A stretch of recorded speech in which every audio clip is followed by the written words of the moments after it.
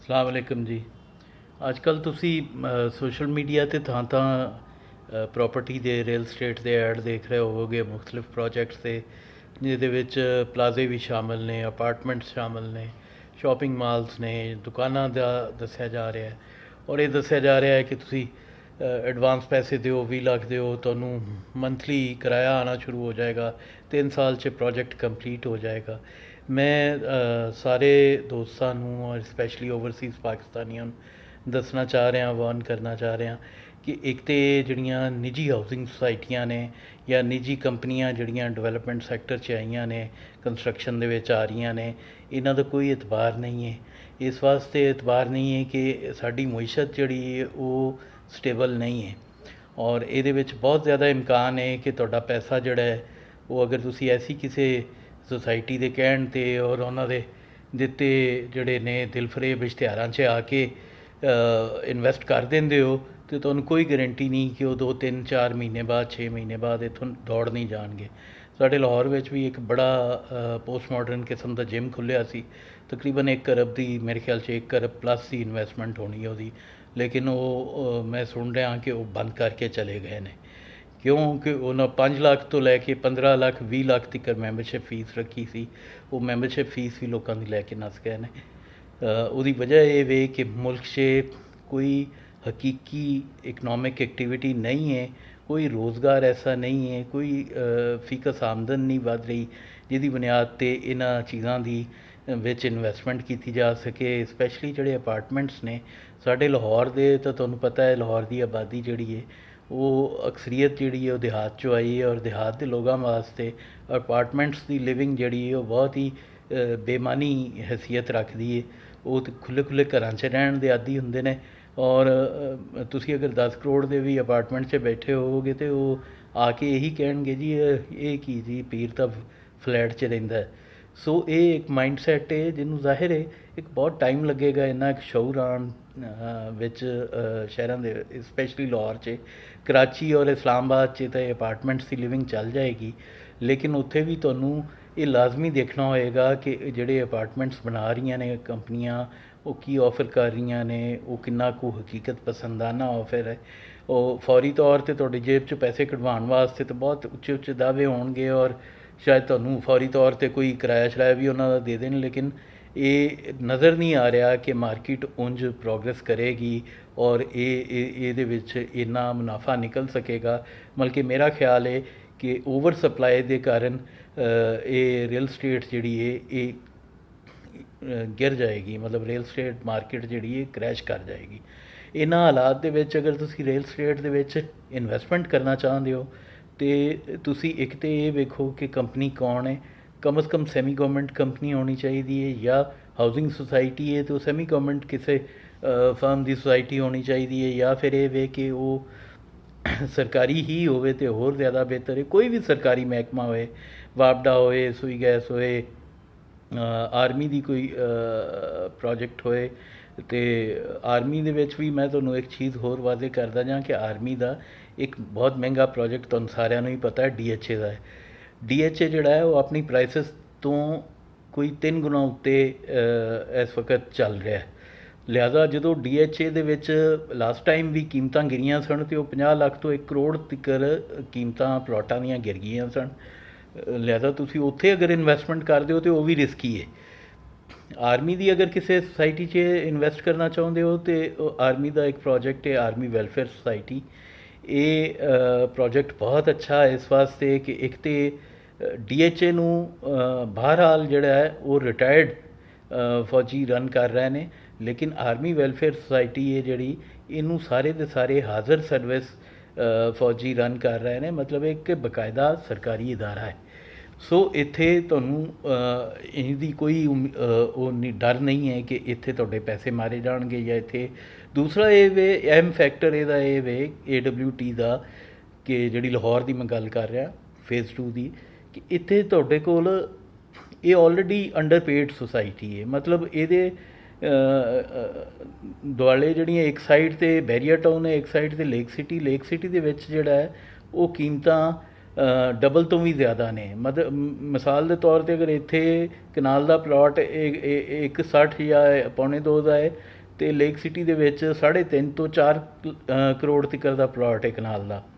ਇਸੇ ਤਰ੍ਹਾਂ ਲਾਈਕਵਾਈਜ਼ ਬੈਰੀਆ 'ਚ ਵੀ ਸੇਮ ਸਿਚੁਏਸ਼ਨ ਹੈ, ਲੇਕ ਸਿਟੀ ਵਾਲੇ ਹੀ ਰੇਟਸ ਨੇ। ਸੋ 10 ਮਰਲੇ ਦਾ ਪਲਾਟ ਵੀ ਇਹਨਾਂ ਕੋਲ ਜਿਹੜਾ ਉਹ 2 ਕਰੋੜ ਦਾ ਹੈ। ਅਤੇ ਹੁਣ ਅਗਰ ਤੁਸੀਂ 10 ਮਰਲੇ ਦੇ ਪਲਾਟ ਦੀ ਬਜਾਏ ਕਨਾਲ ਦਾ ਪਲਾਟ ਲੈ ਲਓ, ਅਤੇ ਉਹ ਵੀ ਇਸ ਗੱਲੋਂ ਬਿਹਤਰ ਹੈ ਕਿ ਅੱਗੇ ਇਹ ਜਿੰਨੇ ਵੀ ਪ੍ਰੋਜੈਕਟਸ ਲਾਂਚ ਹੋਏ ਨੇ, ਮਨਸੂਬੇ ਲਾਂਚ ਹੋਏ ਨੇ, ਸਭ ਤੋਂ ਜ਼ਿਆਦਾ ਜਿਹੜੇ ਪਲਾਟ ਸਾਹਮਣੇ ਆ ਰਹੇ ਨੇ ਉਹ 3 ਮਰਲੇ ਦੇ, 5 ਮਰਲੇ ਦੇ ਅਤੇ 10 ਮਰਲੇ ਦੇ ਨੇ।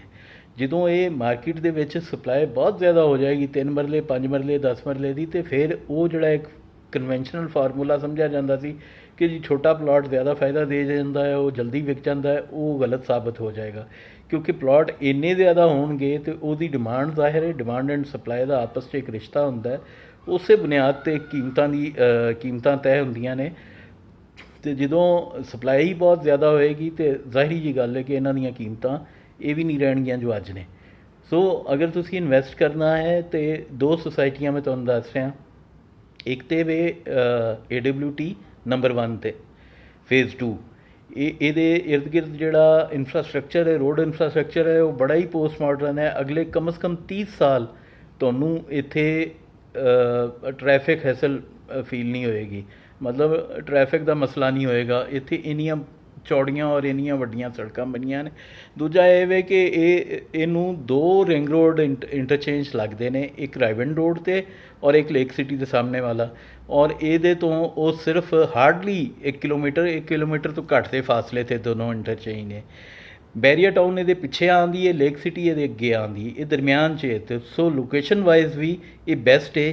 ਔਰ ਇੱਥੇ ਪੂਰੇ ਮਤਲਬ 50% ਦੇ ਕਰੀਬ ਇਹ ਸੁਸਾਇਟੀ ਆਬਾਦ ਹੈ, ਔਰ ਇੱਕ ਗੈਸ, ਬਿਜਲੀ, ਹਰ ਚੀਜ਼ ਇੱਥੇ ਮੌਜੂਦ ਹੈ, ਔਰ ਬਿਹਤਰੀਨ ਡਿਵੈਲਪਮੈਂਟ ਹੈ। ਮੈਂ ਕਹਿੰਦਾ ਸਿਰਫ ਅਗਰ ਕੋਈ ਚੀਜ਼ ਫ਼ਰਕ ਹੈ ਲੇਕ ਸਿਟੀ ਜਾਂ ਬੈਰੀਆ ਤੋਂ, ਉਹੀ ਹੈ ਕਿ ਜਿਹੜੀਆਂ ਆਰਜ਼ੀ ਚੀਜ਼ਾਂ ਉੱਥੇ ਉਹਨਾਂ ਪਾਈਆਂ ਨੇ ਕਿ ਛੱਜਕੇ ਕਿ ਜੀ ਗਲੋਰੀਆ ਜੀਨਸ ਉੱਥੇ ਆ ਗਿਆ, ਲੇਕਿਨ ਉਹ ਇਹ ਤੁਹਾਨੂੰ ਪਤਾ ਮਲਟੀਨੈਸ਼ਨਲ ਚੇਨਾਂ ਨੇ ਜਾਂ ਪ੍ਰਾਈਵੇਟ ਚੇਨਾਂ ਨੇ ਕਿਰਾਏ 'ਤੇ ਬੈਠੀਆਂ, ਕਿਸੇ ਵਕਤ ਵੀ ਉੱਥੋਂ ਉੱਠ ਕੇ ਜਾ ਸਕਦੀਆਂ ਨੇ।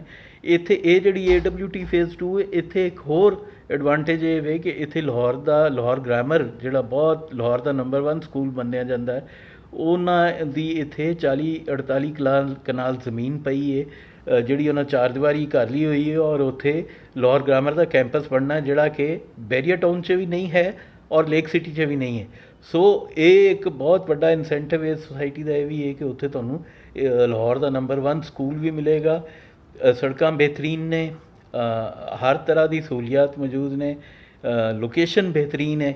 ਸੋ ਨੰਬਰ 1 'ਤੇ ਤਾਂ ਮੈਂ ਇਹ ਸੁਜੈਸਟ ਕਰਾਂਗਾ ਕਿ ਪ੍ਰਾਈਸ ਵਾਈਜ਼ ਇਹ ਸਭ ਤੋਂ ਬਿਹਤਰ ਸੁਸਾਇਟੀ ਹੈ, ਲੇਕ ਸਿਟੀ ਤੋਂ ਵੀ ਬਿਹਤਰ ਹੈ ਔਰ ਬੈਰੀਆ ਟਾਊਨ ਤੋਂ ਵੀ ਬਿਹਤਰ ਹੈ, ਔਰ ਇਹ ਸਿਕਿਉਰ ਇਨਵੈਸਟਮੈਂਟ ਹੈ। ਇਹਦੇ ਵਿੱਚ ਇਨਵੈਸਟਮੈਂਟ ਕਰਕੇ ਤੁਹਾਡੇ ਪੈਸੇ ਡੁੱਬਣਗੇ ਨਹੀਂ। ਕਿਉਂਕਿ ਇਹ ਆਲਰੇਡੀ ਅੱਧੀ ਕੀਮਤ 'ਤੇ ਚੱਲ ਰਹੀ ਹੈ ਹਾਲੇ ਤੱਕ। ਸੋ ਇੱਥੇ ਤੁਹਾਨੂੰ ਅਗਰ ਪਲਾਟ ਮਿਲਦਾ ਹੈ ਤਾਂ ਜ਼ਰੂਰ ਲਓ। ਔਰ ਦੂਸਰਾ ਜਿਹੜੀ ਸੁਸਾਇਟੀ ਮੈਂ ਤੁਹਾਨੂੰ ਦੱਸਾਂ ਉਹ ਹੈ ਇਸ ਤੋਂ ਅੱਗੇ ਜਾ ਕੇ, ਕਾਫੀ ਅੱਗੇ ਜਾ ਕੇ ਹੈ ਫਜ਼ਾਈਆ 2। ਉਹ ਪਾਕਿਸਤਾਨ 에ਅਰਫੋਰਸ ਦੀ ਸੁਸਾਇਟੀ ਹੈ, ਪਾਕਿਸਤਾਨ ਮਿਲਟਰੀ ਦੀ ਸੁਸਾਇਟੀ। ਉਹ ਲੇਕਿਨ ਚੂँਕਿ ਉਹਦਾ ਫਾਸਲਾ ਕਾਫੀ ਹੈ, ਸੋ ਉਹ ਇਹਦੇ ਬਰਾਬਰ ਨਹੀਂ ਆਉਂਦੀ, ਲੇਕਿਨ ਉਹ ਵੀ ਇੱਕ ਅੱਛੀ ਸੁਸਾਇਟੀ ਹੈ, ਉਹਨੂੰ ਵੀ ਤੁਸੀਂ ਵਿਜ਼ਿਟ ਕਰਕੇ ਦੇਖ ਸਕਦੇ ਹੋ। ਮੈਂ ਸੁਜੈਸਟ ਕਰਾਂਗਾ ਪਹਿਲੇ ਨੰਬਰ 'ਤੇ ਅਗਰ ਤੁਸੀਂ ਕਨਾਲ ਦੇ ਪਲਾਟ 'ਚ ਇੰਟਰਸਟਿਡ ਹੋ ਤਾਂ ਬੈਸਟ ਅਵੇਲੇਬਲ ਆਪਸ਼ਨ ਜਿਹੜੀ ਹੈ ਉਹ ਤੁਹਾਡੇ ਕੋਲ AWT ਹੈ। ਕਿਉਂਕਿ ਇੱਥੇ ਇੱਕ ਹੋਰ ਵੀ ਚੀਜ਼ ਇਹ ਵੇ ਕਿ ਇੱਥੇ 10 ਮਰਲੇ ਕਨਾਲ 2 ਕਨਾਲ ਤੋਂ ਘੱਟ ਦੀ ਕਟਿੰਗ ਹੀ ਨਹੀਂ ਹੈ। ਸੋ ਇੱਥੇ ਵੀ ਕਦੀ ਟ੍ਰੈਫਿਕ ਦਾ ਰਸ਼ ਵੀ ਨਹੀਂ ਹੋਏਗਾ ਔਰ ਤੁਹਾਡੀ ਇਨਵੈਸਟਮੈਂਟ ਸਿਕਿਉਰ ਹੈ। ਸਾਰਿਆਂ ਤੋਂ ਵੱਡੀ ਚੀਜ਼ ਇਹ ਹਰ ਲਿਹਾਜ਼ ਨਾਲ, ਇੱਕ ਤਾਂ ਇਹ ਕਿ ਪਾਕਿਸਤਾਨ ਮਿਲਟਰੀ ਦੇ ਅੰਡਰ ਇਹ ਚੱਲਦੀ ਹੈ, ਉਹਨਾਂ ਦਾ ਬ੍ਰਾਂਡ ਨੇਮ ਹੈ, ਔਰ ਦੂਸਰਾ ਇਹ ਵੇ ਕਿ ਇਹ ਆਲਰੇਡੀ ਘੱਟ ਕੀਮਤਾਂ ਨੇ, ਇੱਥੇ ਅੱਧੀਆਂ ਕੀਮਤਾਂ ਨੇ, ਔਰ ਸਹੂਲਤਾਂ ਉਹੀ ਮੌਜੂਦ ਨੇ, ਬੁਨਿਆਦੀ ਸਹੂਲਤਾਂ ਤਮਾਮ ਤਰ ਜਿਹੜੀਆਂ ਕਿ ਲੇਕ ਸਿਟੀ ਜਾਂ ਬੈਰੀਆ ਟਾਊਨ ਦੇ ਵਿੱਚ ਨੇ। ਸੋ ਉਹ ਪ੍ਰਾਈਵੇਟ ਸੁਸਾਇਟੀਆਂ ਨੇ, ਤੁਸੀਂ ਦੇਖ ਸਕਦੇ ਹੋ। ਇਸੇ ਤਰ੍ਹਾਂ ਪਾਰਕ ਵਿਊ ਹਾਊਸਿੰਗ ਸੁਸਾਇਟੀ ਇੱਕ ਸ਼ਹਿਰ ਤੋਂ ਕੋਈ 40 ਕਿਲੋਮੀਟਰ ਦੂਰ, ਉਹਨਾਂ ਦਾ ਰੇਟ ਵੀ ਇਹਨਾਂ ਤੋਂ ਜ਼ਿਆਦਾ ਹੈ ਇਸ AWT ਫੇਜ਼ 2 ਤੋਂ। ਇਸੇ ਤਰ੍ਹਾਂ ਇੱਕ ਹੋਰ ਸੁਸਾਇਟੀ ਇੱਧਰ ਆ ਜਾਂਦੀ ਹੈ ਮੁਲਤਾਨ ਰੋਡ 'ਤੇ, ਉਹਦਾ ਵੀ ਰੇਟ ਬਹੁਤ ਬੜੀ ਸੁਸਾਇਟੀ ਹੈ। ਅਤੇ ਉਹਦੇ ਵਿੱਚ ਵੀ ਤੁਹਾਨੂੰ ਇਹ ਵੀ ਖਿਆਲ ਕਰਨਾ ਪਏਗਾ ਕਿ ਇੱਕ ਤਾਂ ਨਿੱਜੀ ਹਾਊਸਿੰਗ ਸੁਸਾਇਟੀਆਂ 'ਚ ਜਿਹੜੇ ਸਰਮਾਇਆਦਾਰ ਐਂਟਰ ਹੋਏ ਨੇ, ਇੱਕ ਤਾਂ ਉਹਨਾਂ ਦੀ ਚੀਜ਼ ਖਰੀਦਣ ਲੱਗਿਆਂ ਬਹੁਤ ਇਹਤਿਆਤ ਵਰਤੋ, ਔਰ ਦੂਸਰਾ ਜਿਹੜੇ ਰੀਅਲ ਸਟੇਟ ਦੇ ਵਿੱਚ ਸਿਆਸੀ ਲੋਕ ਮੌਜੂਦ ਨੇ, ਜਿਹੜੇ ਮਤਲਬ ਸਿਆਸਤਦਾਨਾਂ ਦੀਆਂ ਜਿਹੜੀਆਂ ਸੁਸਾਇਟੀਆਂ ਨੇ ਔਰ ਹੁਕੂਮਤ ਦੇ ਵਿੱਚ ਮੌਜੂਦ ਨੇ, ਉਹਨਾਂ 'ਤੇ ਤਾਂ ਹੋਰ ਵੀ ਜ਼ਿਆਦਾ ਤੁਹਾਨੂੰ ਇਹਤਿਆਤ ਦੀ ਜ਼ਰੂਰਤ ਹੈ, ਕਿਉਂਕਿ ਕੱਲ੍ਹ ਨੂੰ ਹੁਕੂਮਤ ਨਹੀਂ ਰਹੇਗੀ ਅਤੇ ਉਹਨਾਂ ਦੀ ਵੈਲਿਊ ਕਤਨ ਨਹੀਂ ਰਹੇਗੀ, ਬਲਕਿ ਉਹਨਾਂ ਦੇ ਉੱਤੇ ਸ਼ਾਇਦ ਨੈਬ ਦੇ ਕੇਸ ਚੱਲ ਰਹੇ ਹੋਣਗੇ। ਅਤੇ ਇਹ ਮੈਂ ਅੱਜ ਸਾਰੇ ਪਾਕਿਸਤਾਨੀਆਂ ਨੂੰ ਪਬਲਿਕ ਸਰਵਿਸ ਮੈਸੇਜ ਦੇ ਤੌਰ 'ਤੇ ਇੱਕ ਮੈਸੇਜ ਦੇ ਰਿਹਾ ਹਾਂ, ਓਵਰਸੀਜ਼ ਪਾਕਿਸਤਾਨੀਆਂ ਨੂੰ ਵੀ ਔਰ ਲੋਕਲਸ ਵੀ, ਜਿਹੜੇ ਸਾਡੇ ਇੱਥੇ ਬੈਠੇ ਪਾਕਿਸਤਾਨੀ ਨੇ, ਉਹ ਵੀ ਜਿਹੜੇ ਇਨਵੈਸਟਮੈਂਟ ਕਰਨਾ ਚਾਹੁੰਦੇ ਨੇ ਰੀਅਲ ਸਟੇਟ ਦੇ ਵਿੱਚ, ਉਹ ਇਹ ਚੀਜ਼ਾਂ ਜ਼ਰੂਰ ਮੱਦੇ ਨਜ਼ਰ ਰੱਖਣ। ਰੱਬ ਰਾਖਾ, ਆਪਣਾ ਖਿਆਲ ਰੱਖਿਆ ਜੀ।